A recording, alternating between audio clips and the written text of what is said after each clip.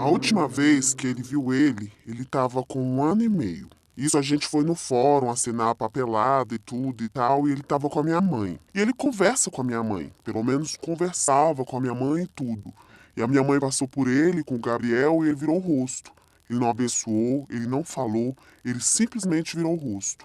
O abandono afetivo é geralmente aquele casal que nunca esteve junto, né, não chegou a formar uma família, né, e houve uma gestação e houve o nascimento de uma criança, e aí há um processo, às vezes, na justiça de reconhecimento, né, e aí começa a situação de que aquela pessoa reconhece porque ele é obrigado pela justiça, mas ele nunca quer se aproximar daquela criança. O perfil é mais ou menos esse. A raiva é tanta, a belicosidade é tanta, foi muito magoado, acha que o filho também tem que ficar longe, né? E abandona o filho, às vezes paga alimentos, mas não visita, tem as visitas regulamentadas, mas ele não cumpre, ele não... Você vê, outra pessoa, não é a do alienado, né? Nem alienante. Ele simplesmente deixa de exercer a paternalidade mesmo, o ser paterno, né? Acho que se ele fosse presente, seria bem melhor e fica um vazio mesmo. Saber que tem um pai e o pai não é presente. E não é desculpa ter viver em outro estado, porque de vez em quando ele vem a Brasília. Ele falou que ia vir, mas nunca veio. Passava o tempo. Ele poderia vir, mas não queria vir. Pode gerar consequências como, por exemplo, depressão, a falta de estabilidade emocional, repulsa também a determinado gênero, dependendo de quem não tinha o estímulo de convivência.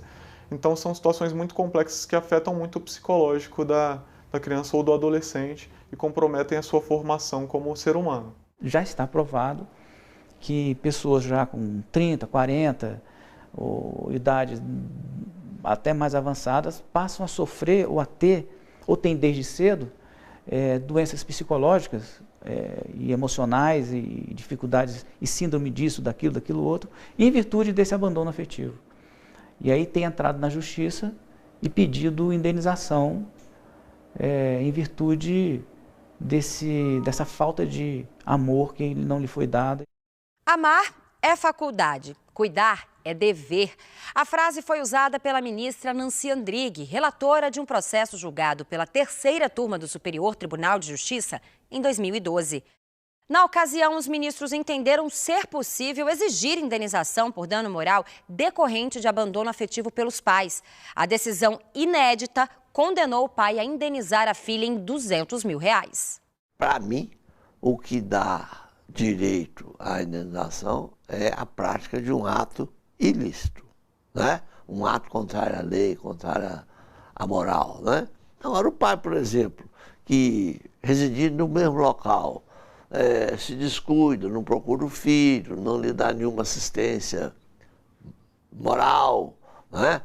É possível que se indenize, né? É possível que isso, porque é dever do pai, dos pais, de um modo geral, dar assistência em todos os sentidos aos filhos. Ao contrário do abandono econômico, onde o pai ou a genitora deixa de contribuir, por exemplo, com a pensão alimentícia, a gente sabe que o dinheiro, a pecúnia, ela pode ser substituído, seja por outro ente familiar, por outra pessoa. Mas a questão da afetividade em si, isso daí é insubstituível. Se ele não liga pra mim, ele não vai ligar. Mas se a gente não ligava, agora ele não vai mais ligar, de jeito nenhum. Em 2016, numa decisão unânime, os ministros da terceira turma negaram recurso especial de uma servidora pública que buscava indenização do pai pela falta de assistência afetiva e material na criação dela. Ao analisar o recurso, os ministros não identificaram a culpa na conduta do pai, que só teve a paternidade confirmada 38 anos depois do nascimento da filha. Nas situações de abandono afetivo, é possível sim aplicar medidas, por exemplo, para que estimulem o pai ou a mãe a que convivam com o seu filho, como medidas de orientação, conscientização, de encaminhamento a cursos e programas de fortalecimento familiar, para que ele possa compreender o quanto a sua ausência é prejudicial ao desenvolvimento daquela criança ou adolescente.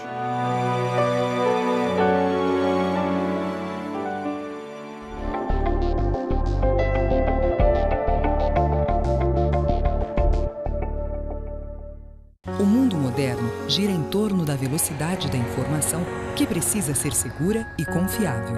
Para atender estas exigências, o Superior Tribunal de Justiça elabora e disponibiliza 2 publicações diferentes, com o objetivo de divulgar a jurisprudência do Tribunal: o Informativo de Jurisprudência e o Jurisprudência em Teses. Para acessar o informativo, basta entrar no site oficial www.stj.jus.br, clicar em Jurisprudência e, em seguida, em Informativo de Jurisprudência.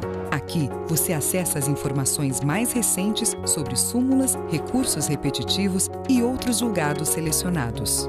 E pode consultar por edição, por data, com arquivos organizados em ordem cronológica e reunidos de acordo com o ano de publicação, ou separados de forma temática, por ramos do direito. Também é possível fazer pesquisa livre por assunto. Outra publicação quinzenal do STJ é o Jurisprudência em Teses, um caderno temático elaborado a partir da análise de toda a base de acórdãos e decisões monocráticas do Tribunal, onde você encontra os entendimentos existentes no STJ sobre temas específicos selecionados de acordo com a relevância jurídica. Você pode consultar as teses por edição e separado por ramos do direito, ou fazer uma pesquisa livre por assunto. Fácil, rápido e eficiente. É a busca pela excelência no atendimento a você, cidadão brasileiro. Superior Tribunal de Justiça, o Tribunal da Cidadania.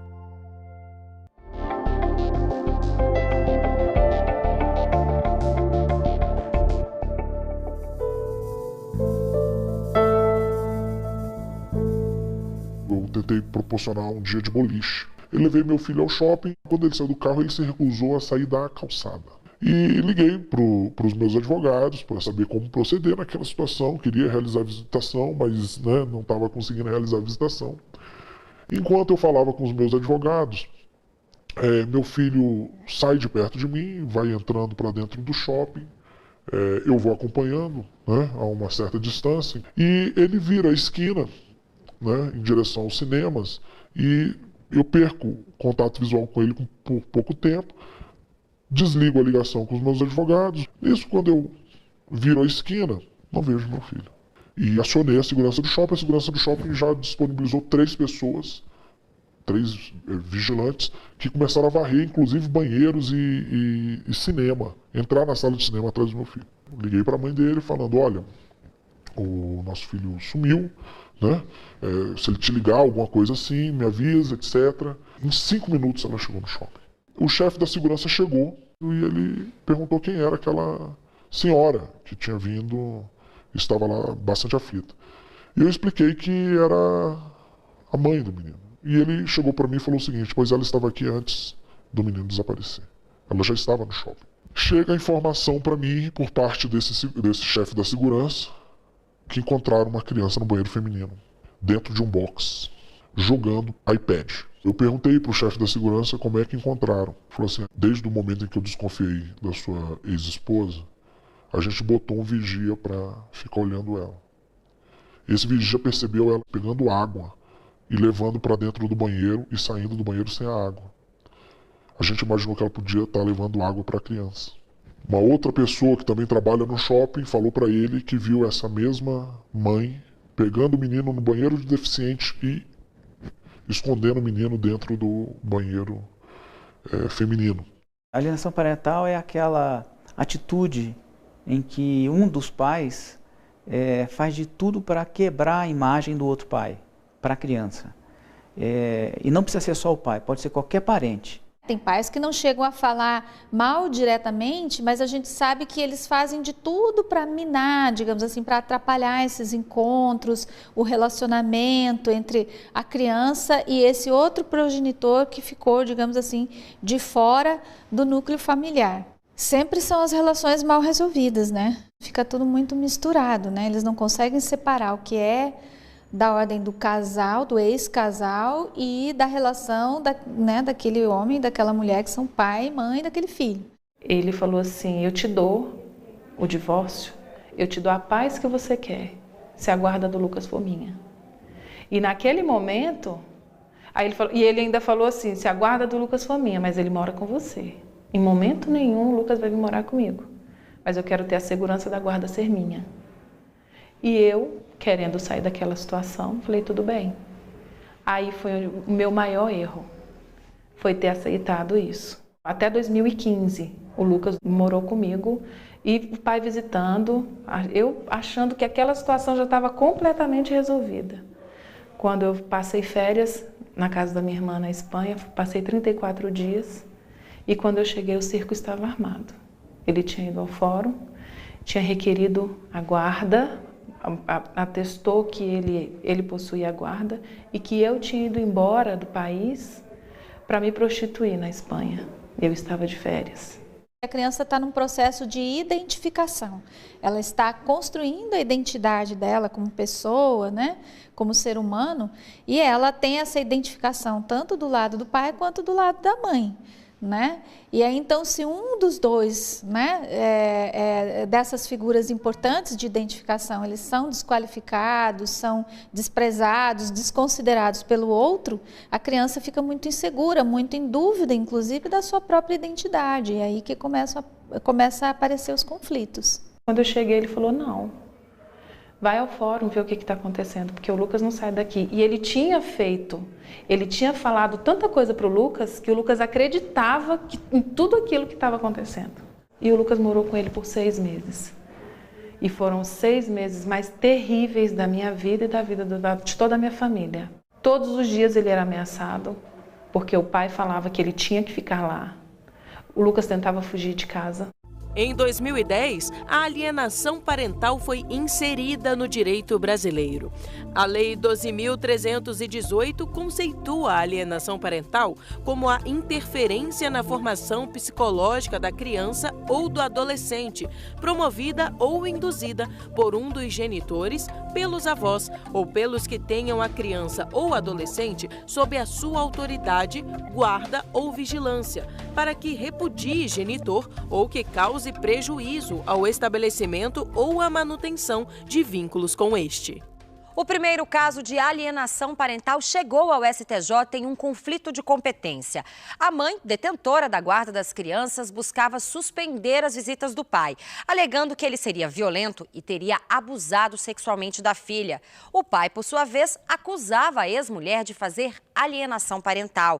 As denúncias contra ele não foram comprovadas, ao contrário da manipulação emocional praticada pela ex-mulher.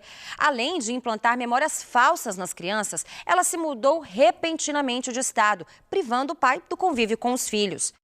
Para o ministro aposentado Aldir Passarinho Júnior, relator do conflito na segunda sessão do STJ, as atitudes da mãe contrariavam o princípio do melhor interesse das crianças, porque mesmo com a separação ou divórcio, é importante manter ambiente semelhante àquele que a criança estava acostumada. Não me arrependo e recomendo a quem puder lutar pelo seu filho. Eu posso agora, eventualmente, ligar para ele, tentar me oferecer, me colocar à disposição. Eu me policio para fazer isso periodicamente. Recentemente eu liguei para ele, ele só me distrata no telefone, né? Mas eu falo que o amo, que eu quero vê-lo. Nós fizemos terapia familiar, eu e os meus 3 filhos, não é nem ressocialização, mas para que o Lucas conseguisse voltar para a gente. O Lucas era como se fosse uma visita. Ele sentava à mesa para comer, ele esperava eu permitir ele comer. Ele não tinha liberdade igual os outros, de pegar, de fazer alguma coisa para comer, ou mesmo sentar e ter a liberdade na casa dele. Não, ele sentava e esperava. Aí foi que eu ouvi e falava, está errado. Meu filho, por que você não come? Eu posso? Mãe, eu posso fazer um leite? Eu posso tomar banho? Ele me pedia permissão para tomar banho. Tem sanções previstas na própria lei da alienação, né? Uma delas é a troca da guarda, a diminuição da convivência para poder que pare de alienar, né? Multa se não cumprir determinações da justiça no sentido de parar de fazer o ato de alienação. A nossa batalha dentro eu como psicóloga que trabalho com crianças, sempre conduzir os pais a se acertarem de alguma forma, né, para que eles possam, os dois, continuar participando da criação do filho, da educação do filho. que é o que a gente consegue com a guarda compartilhada. Claro que a guarda compartilhada tem os seus problemas também, ainda mais quando é um casal mais problemático, né? Mas mesmo assim é um direito. Para a terceira turma do STJ, a guarda compartilhada pode ser estabelecida mesmo com desavenças entre o ex-casal. A decisão veio ao julgar um recurso especial de pai contra a ex-mulher, que tinha a guarda unilateral das duas filhas. Houve registro de violência doméstica sem atingir as crianças. O pai sustentou que havia alienação parental e solicitou que as crianças permanecessem com ele. Como alternativa, pediu a guarda compartilhada, que foi fixada pela Justiça. Os ministros reconheceram não haver risco potencial ou efetivo, além do desejo do pai em manter os laços com as filhas. Como medida inicial, o Conselho Tutelar ele sempre busca a orientação e a conscientização dos genitores para que eles possam entender o quão complexo é a situação de conflito e no que isso acarreta em prejuízo ao desenvolvimento da criança, seja físico, psicológico ou social. Porque a situação da alienação parental ela é bem preocupante, que ela afeta, por exemplo, inclusive, a forma como a criança passa a se relacionar com os amigos, com a sociedade, com os parentes em si. O que importa é que uma criança nasceu.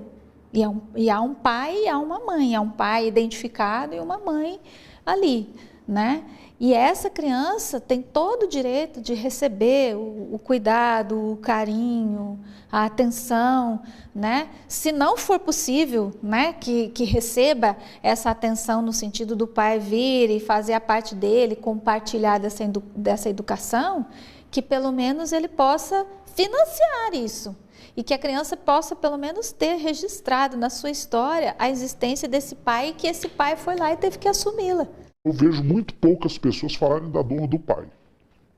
É uma dor muito grande. Quem quiser saber o que é a dor de um pai, é ver o velório de um filho novo num cemitério. Tem uma mãe chorando, mas também tem um pai. Essa é a dor.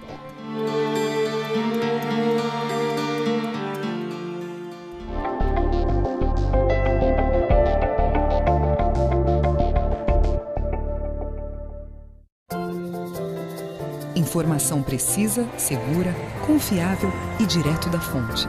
Na página da Jurisprudência do Superior Tribunal de Justiça, você encontra tudo isso e muito mais. Para acessar, basta entrar no site oficial www.stj.jus.br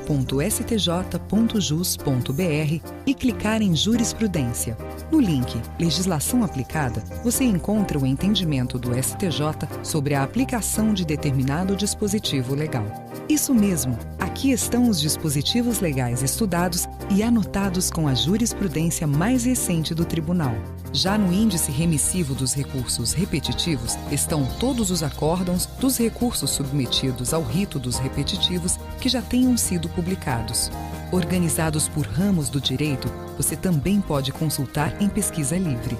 A página da Jurisprudência ainda oferece as súmulas anotadas do STJ com trechos transcritos de julgados do Tribunal. Você pode pesquisar por temas, pela ordem crescente ou decrescente dos números das súmulas ou por pesquisa livre. Fácil, rápido e eficiente. É a busca pela excelência no atendimento a você, cidadão brasileiro. Superior Tribunal de Justiça. O Tribunal da Cidadania.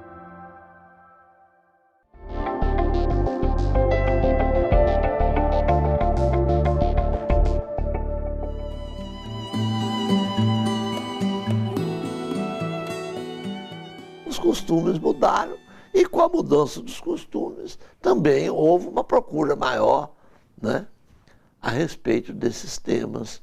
O STJ é muito atento, super atento a isso. As decisões são normalmente muito preocupadas com a alienação e com o abandono afetivo. São sim, mas as discussões são enormes ainda, né? O STJ tem uma dificuldade muito grande, porque ele é um tribunal em que há um funil para você chegar com a matéria até lá. Quando você chega a determinada situação que ele tenta fazer dela genérica.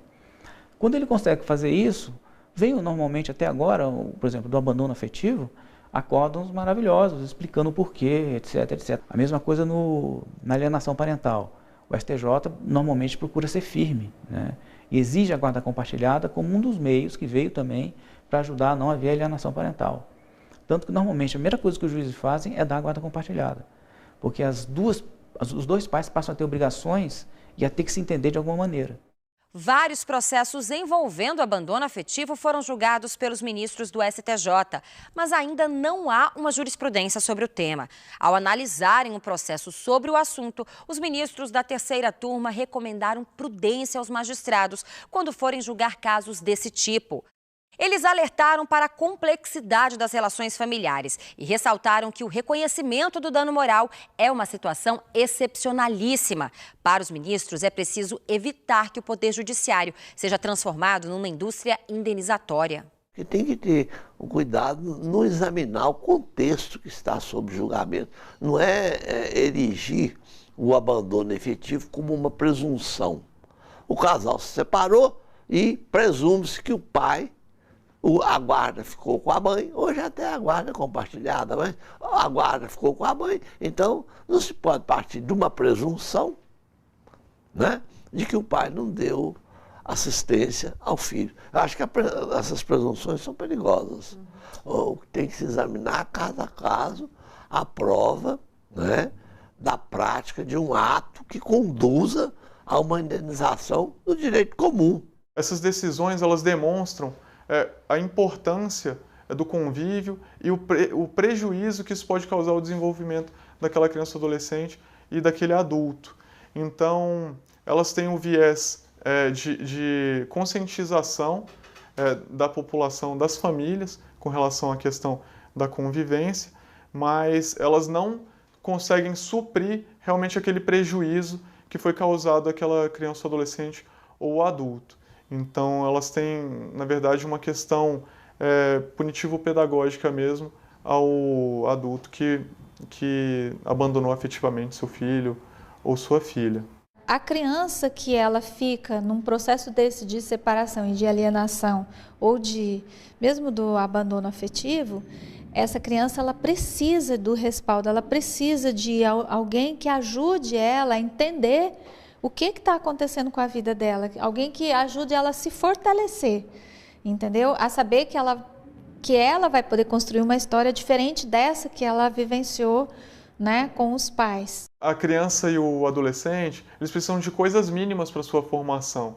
São elas, por exemplo, o direito de convivência com os pais, com os tios, com os avós, com os primos, ter acesso à educação, cultura, saúde, lazer. Mas o principal, eles precisam de amor, de atenção, de afeto, de respeito. Então não adianta, por exemplo, você ter toda a condição financeira do mundo e entupir aquela criança ou adolescente de atividades, achando que ela vai ter todas as suas necessidades atendidas, sendo que se você não der atenção, amor, carinho, afetividade, ela pode ter um prejuízo grande na sua formação. Apesar de ter ganho na justiça, ter sido reconhecida a alienação parental, a visitação ter sido reestabelecida, foi confirmada a guarda compartilhada, mas a decisão de moradia ficou por conta dele e do meu filho. Eu não tenho como, em um ano, reverter o pensamento do meu filho. Na cabeça dele, ele está mais protegido e seguro com o alienador, mas o alienador é uma pessoa que é capaz de se valer de um indefeso para causar mal a outra pessoa. É um passo de cada vez, né? Cada dia uma novidade com o Lucas, cada dia uma novidade na minha casa. E uma coisa que eu decidi também é não aparentar ser uma família feliz. Nós somos felizes. É isso que a gente precisa hoje. É ter a segurança da felicidade e eu trazer essa segurança para eles.